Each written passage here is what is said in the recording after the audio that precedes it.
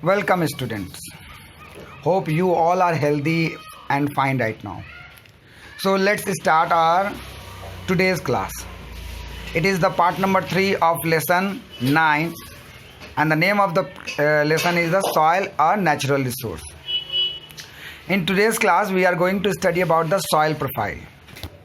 So the first question comes over here, what is soil profile? Soil profile किसको बोलते हैं? यदि मान लो हम अर्थ को ऊपर से नीचे की तरफ काटेंगे तो उसमें हम लोगों को डिफरेंट लेयर्स देखने को मिलेगा। तो जो ये हम काट रहे हैं इसी सेक्शन को हम लोग सॉइल प्रोफाइल बोलेंगे और इसके जितने भी लेयर्स हैं इस लेयर्स को हम लोग सॉइल और होरिजेंस बोलेंगे। क्या कहेंगे? Horizons. So let's study about it. A vertical section of soil from ground surface to parent rock. Ground से लेकर के पेरेंट रॉक तक। ग्राउंड मतलब ज़मीन से, जिस ज़मीन पे हम लोग रहते हैं और प्लांट वगैरह लगते हैं, उस ज़मीन से लेकर के बेड रॉक तक के बीच का जो वर्टिकल सेक्शन होता है, इस वर्टिकल सेक्शन को हम लोग क्या कहते हैं? सॉइल प्रोफाइल कहते हैं। समझ में आया? And the different layers of the soil are called horizon. और इसके जो डिफरेंट लेयर्स हैं उसको हम लोग होरिजन कहते हैं। The figure is already given in your book, just see it. It is the figure of soil profile. The section of the different layers of soil has been seen over here. So it is a soil profile and the different layer has been named over here accordingly: O horizon, A horizon, B horizon. So these layers are the horizons. इस layers को क्या बोलते हैं हम लोग? Horizon. तो ये आप लोगों के बुक में सॉइल प्रोफाइल दिया हुआ है, यहाँ पे लिखा हुआ भी है, अब देखो, और इसके डिफरेंट लेयर्स बनाए हुए हैं। चलो अब हम लोग डिफरेंट लेयर के बारे में देखते हैं। जो सबसे ऊपर का लेयर होता है लगभग 1 इंच मोटा होता है, इस लेयर को हम लोग क्या बोलते हैं? ओ horizon. The topmost layer is called O horizon. It contains mainly the organic waste of different kind. Not only organic waste, also the organic decomposed parts of plants and animals. Animals और plants के dead bodies के सड़े गले part जो होते हैं वो ऊपर वाले सरफेस में मिलता है। इसको हम लोग O horizon बोलते हैं। ये लगभग 1 इंच मोटा होता है, ठीक है। इसके नीचे हम आते हैं, जैसे O horizon के नीचे आते हैं आता है ए होरिजन। ए होरिजन को हम लोग टॉप सॉइल के नाम से भी जानते हैं। It is also known as the top soil. और ये सबसे फर्टाइल सॉइल होता है because it contain a lots of humus and this humus supplies a lots of nutrient to the growing plant. इस पार्ट में बहुत सारा ह्यूमस होता है और वो ह्यूमस न्यूट्रिएंट सप्लाई करता है किसको? प्लांट्स को। इसलिए A horizon is the best soil for agriculture. Now the next soil is B horizon. B horizon is lighter than A. इसका कलर जो होता है लाइटर होता है A के मुकाबले, हल्का होता है इसका colour, because it does not contain any kind of humus, क्योंकि इसके अंदर ह्यूमस नहीं होता। But it contain a lots of mineral. इसमें बहुत सारे मिनरल होते हैं अलॉन्ग विद द वाटर। और क्या होता है? वाटर होता है and air is also present, और एयर भी होता है। So these are a great source for nutrients for the plant. ये न्यूट्रिएंट सप्लाई करता है। कैसा न्यूट्रिएंट सप्लाई करता है? मिनरल सप्लाई करता है, वाटर सप्लाई करता है और एयर सप्लाई करता है। अभी हम सब के बारे में डिटेल में पढ़ेंगे हम लोग, तो ज़रा वेट करें। उसके बाद आता है सी होरिजन। सी होरिजन, इसमें बड़े बड़े पत्थर होते हैं और इसके साथ कुछ मिट्टी का भी पार्ट होता है और पानी भी होता है। सी होरिजन के नीचे बेड रॉक होता है, जिस बेड रॉक को अभी तक पानी पेनिट्रेट नहीं कर पाया है। यानी कि जो बारिश का पानी होता है वो ऊपर से आकर के सी होरिजन में जमा होता है, क्योंकि बेड रॉक जो है वो एक कंटिन्यूअस लेयर है और ये पानी को नीचे उतरने नहीं देता। यानी कि ये जो रॉक है ये अभी तक टूटा ही नहीं है, इसका वेदरिंग ही नहीं हुआ है, ये वेदर्ड आउट नहीं हुआ है। ये पेरेंट रॉक का ही हिस्सा है, जिस रॉक से सारे के सारे मिट्टी बने थे up to C horizon. R horizon में ये अभी तक वेदरिंग हुआ ही नहीं है, और हुआ भी है तो बहुत ही ज़्यादा कम, जिससे पानी जो है वो इस लेयर में जमा रहता है, सी होरिजन में जमा होता है और एक वाटर टेबल बनाता है। समझ में आया? चलो अब इसको डिटेल में पढ़ते हैं, सारी बातें क्लियर हो जाएंगी। So first of all, O horizon. O horizon mainly contain dead organic matters. O horizon में क्या है? मरे हुए ऑर्गेनिज्म के पार्ट्स हैं, चाहे वो प्लांट हो या एनिमल हो, उनके डेड बॉडी के पार्ट्स इसमें मौजूद हैं। विच लेटर डिकम्पोजेज, जो कि बाद में सड़ करके क्या बन जाते हैं? ह्यूमस। बाद में सड़ करके क्या बन जाते हैं? Humus. It is 1 inch thick. कितना मोटा होता है? 1 इंच थिक होता है। ठीक है। So it contain mainly the dead organic waste और matters. Understood? Now we are going to study about A horizon. If I talk about A horizon is also called the topsoil. इसको हम लोग क्या कहते हैं? topsoil. हाँ. And this layer consists humus. इस layer में क्या होता है? ह्यूमस होता है, मिनरल्स होते हैं, और ह्यूमस और मिनरल होने के कारण इनका कलर क्या होता है? डार्क होता है. So A horizon is also called top soil. It contain humus and minerals, and that's why the color of the topsoil of A horizon is dark in color. Okay. So here question comes, which horizon forms the topsoil? Which horizon? Note it down. Which horizon forms the topsoil? And what is it consisted of? What is it consisted of? किस चीज़ का बना होता है? What is it consist of? ठीक है. So state the importance of A horizon. A horizon का importance. State the importance of A horizon. ये question note करें. State the importance of A horizon. अब देखो, जो मैंने क्वेश्चन किया उसका आंसर यहाँ लिखा हुआ है. This layer is very important for healthy growth of plant as it is soft porous and hold a lots of water. ये प्लांट के ग्रोथ में बहुत मदद करता है. It is a very helpful for the growth of the plant because it is porous.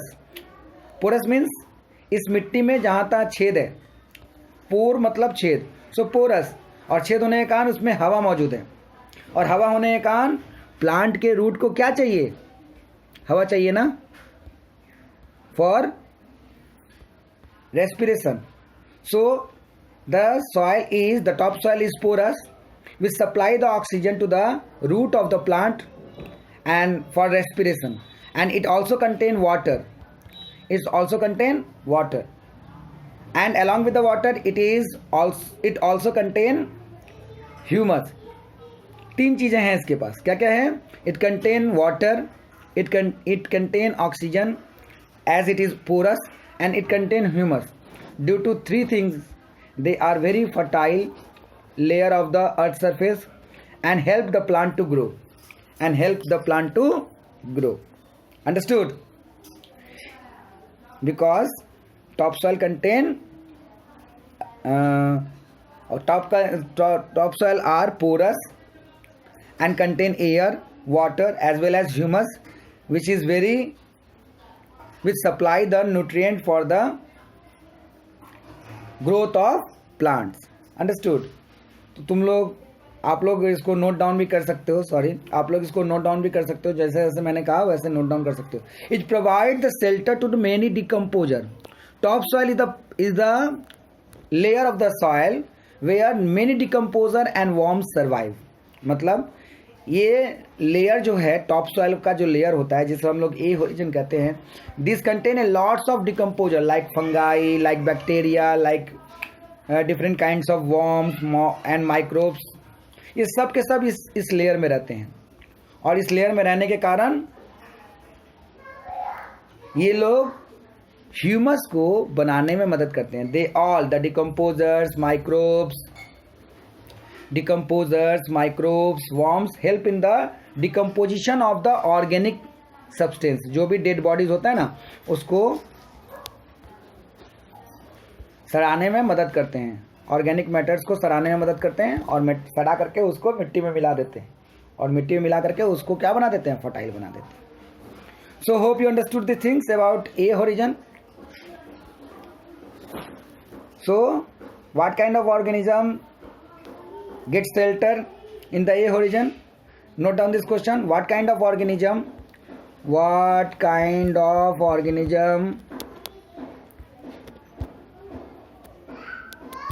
gets shelter in topsoil? Note it down. Now we are going to study about E horizon. E horizon is the although it has not been mentioned over here, A horizon और B horizon दिया हुआ है, E horizon mention नहीं किया है. The place where A horizon and B horizon meet, जिस जगह पे A horizon और B horizon मिलते हैं, इस बीच वाले प्लेस को हम लोग क्या कहते हैं? E horizon कहते हैं. E horizon, understood? A horizon और B horizon जहाँ मिलते हैं, इस बीच के प्लेस को हम लोग E horizon कहते हैं. It has not been mentioned in your book. So let's study about E horizon. E horizon is the intersection, the middle part, layer between A horizon and the B horizon. Okay, and this contains salt and silt. Sorry, sand and silt. Sand means बालू रखते हैं, इसके पास बालू है, and silt मतलब काली मिट्टी, जिस मिट्टी से मूर्ति बनती है, silt. So it contains both the sand and silt. Sand भी है और silt भी है. अंडरस्टूड? सो सैंड मतलब बालू एंड सिल्ट मतलब काली मिट्टी जिससे मूर्ति बनती है ना, या बर्तन वगैरह बनाया जाता है कुम्हारों के द्वारा. Now we are going to study about B horizon. So B horizon forms the सब soil. So what makes the top soil? या A horizon makes the top soil and B horizon makes the सब soil. It is lighter in colour. इसका colour हल्का है. क्यों? Because it does not have humus, क्योंकि इसके पास humus नहीं है. So which horizon makes the सब soil? Note down the question. Which horizon makes the सब सॉइल? कौन सा होरिजन सब सॉइल बनाता है? Y it is lighter in colour. उसी में लिख दो, उसी में लिखो, उसी क्वेश्चन में. Why it is lighter in colour. इसका कलर लाइटर क्यों होता है? State the importance of subsoil. Next question लिखेंगे. State the importance of subsoil. Subsoil का इंपॉर्टेंस क्या है? यहाँ आंसर लिखा हुआ है, देखो. स्टेट द इंपॉर्टेंस ऑफ सब soil. So I am going to read over here. Okay, read. The सब soil is rich in mineral. बहुत सारा मिनरल होता है. Deposit of the mineral release due to percolating water.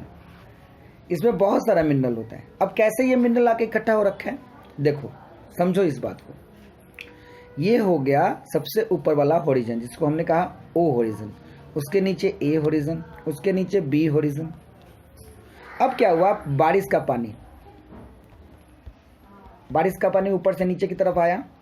O horizon में जितना भी mineral था, बारिश के पानी जो है उस मिनरल को अपने अंदर घोल लिए.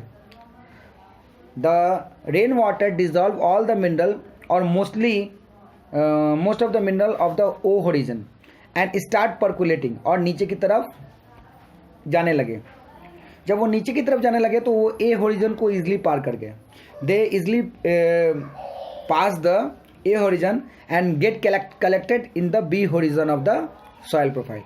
और सारे के सारे मिनरल ऊपर से पानी के साथ एब्जॉर्ब होकर के, घुल करके, डिजॉल्व होकर के किस लेयर में आके जमा हो गए? बी होरिजन में आके जमा हो गए. और बी होरिजन में आके जमा होने के कारण यहाँ पे मिनरल्स बहुत ज़्यादा हो गया.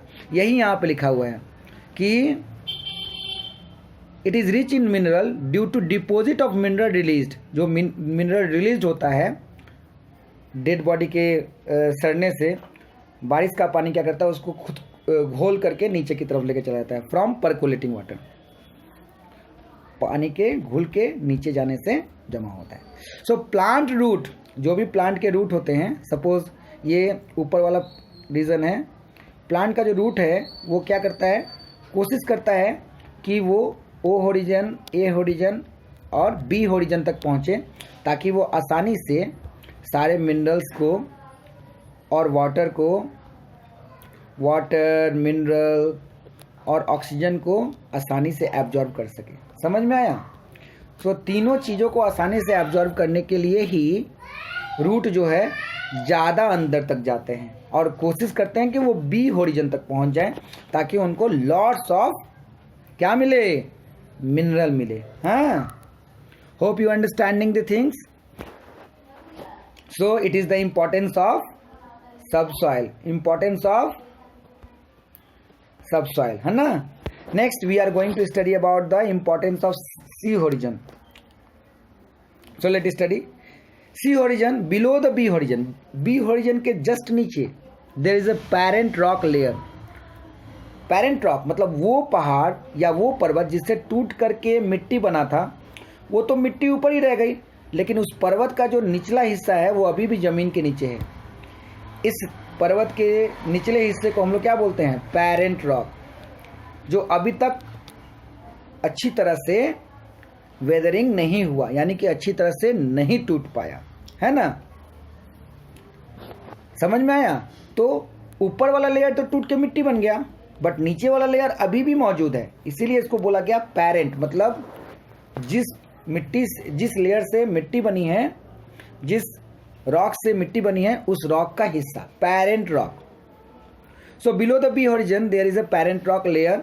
This layer through which root can not penetrate. ये इतना मोटा मोटा पत्थर होता है जिससे रूट पेनेट्रेट नहीं कर पाता, बट इस लेयर में पानी आकर के जमा हो जाता है, क्योंकि पानी भी इस लेयर के नीचे नहीं जा पाता, क्योंकि यहाँ पे बड़े बड़े पत्थर होते हैं, ठीक है ना।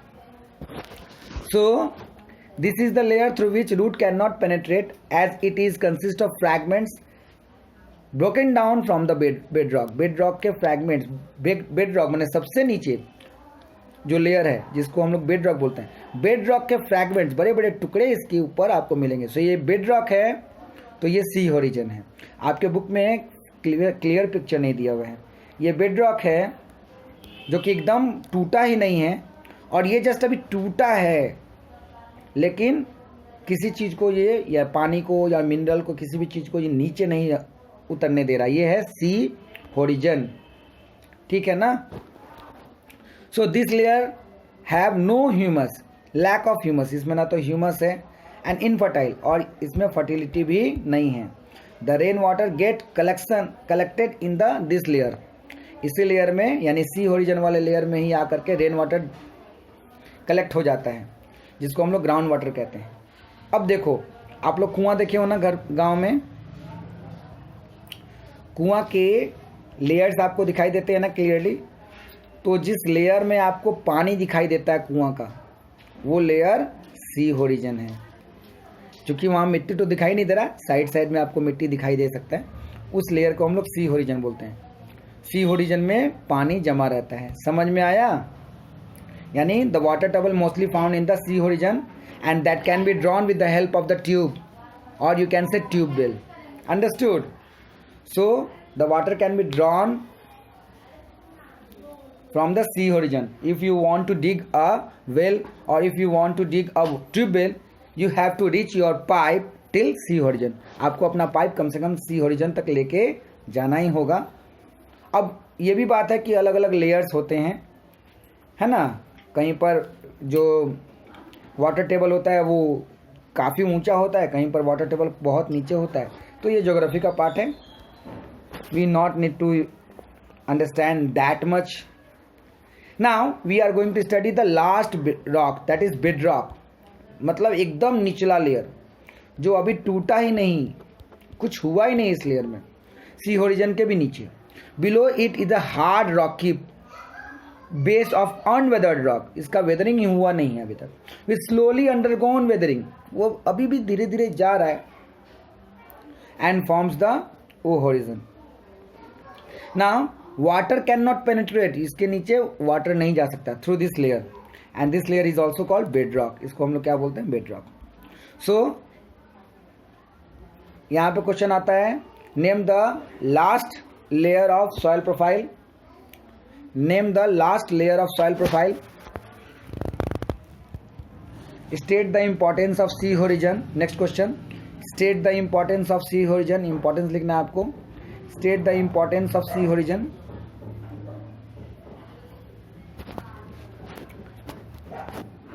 Difference between A horizon and B horizon. Difference between A horizon and B horizon. So here our today's class been finished. Hope you understood all the things well. If you have any kind of problem regarding understanding, you can ask me. I am always ready to help you. Thank you for today. Bye bye.